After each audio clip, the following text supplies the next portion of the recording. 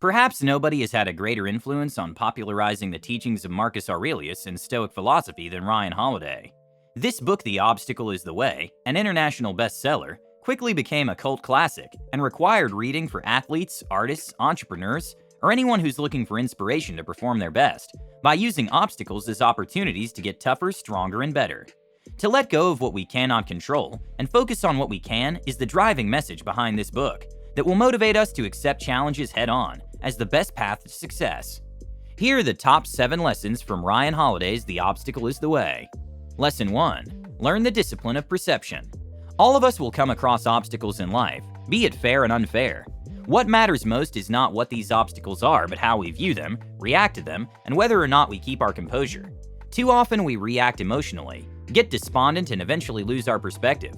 All that does is turn bad things into really bad things, so we must learn to see opportunities inside every obstacle.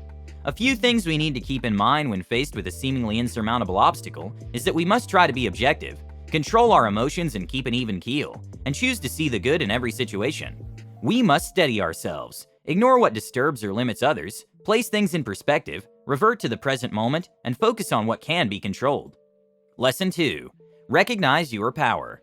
We are never completely powerless. We have the power to decide what we will make of each and every situation. We have the capacity to decide whether to break or whether to resist. Our perceptions are the only thing that we're in complete control of. Through our perception of situations, we're involved in the creation and destruction of every one of our obstacles.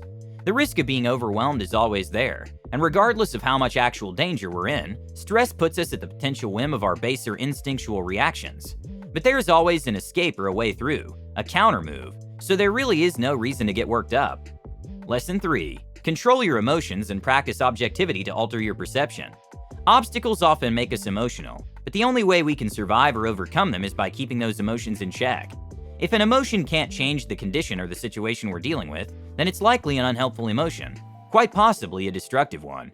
Real strength lies in control, not in pretending they don't exist. We shouldn't take our situation and pretend it's not happening to us.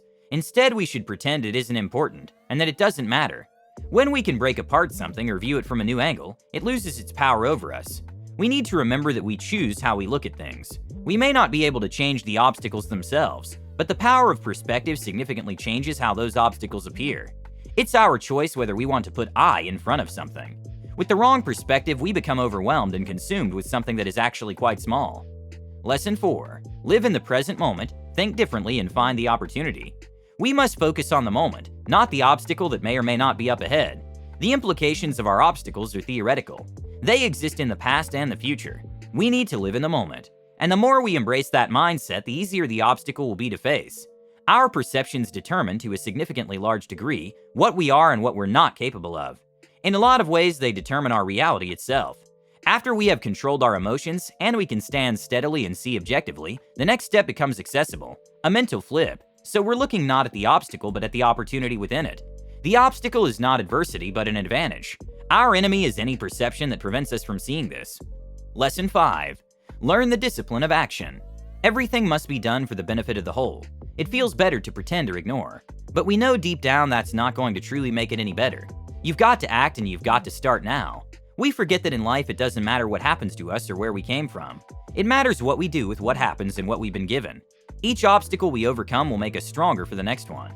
Lesson 6. Use obstacles against themselves. Sometimes we overcome obstacles not by attacking them, but by withdrawing and letting them attack us. Opposites work and non-action can be action. It uses the power of others and allows us to absorb their power for our own, letting the obstacle do the work for us. So instead of fighting obstacles, we should find any means of making them defeat themselves. Although using obstacles against themselves is very different from doing nothing, because passive resistance is in fact incredibly active. But those actions come in the form of self-control, discipline, determination, fearlessness, and grand strategy. Lesson 7. Learn the discipline of the will. Clear-headedness and action aren't always enough. Some obstacles are beyond a novel solution. Will is wisdom and fortitude. Not just about specific obstacles, but about life itself, and where these obstacles we are facing fit within it. We can think, we can act, and finally adjust to a world that is inherently unpredictable. The will prepares us for this, protects us against it, and allows us to be happy and thrive in spite of it. In conclusion, we must perceive things as they are. We must leave no option unexplored. Then stand strong and transform whatever it is that can't be changed. Are you confident to face any obstacle? Let us know in the comments section. Thank you for listening. Please don't forget to like and subscribe so you don't miss out on my new content.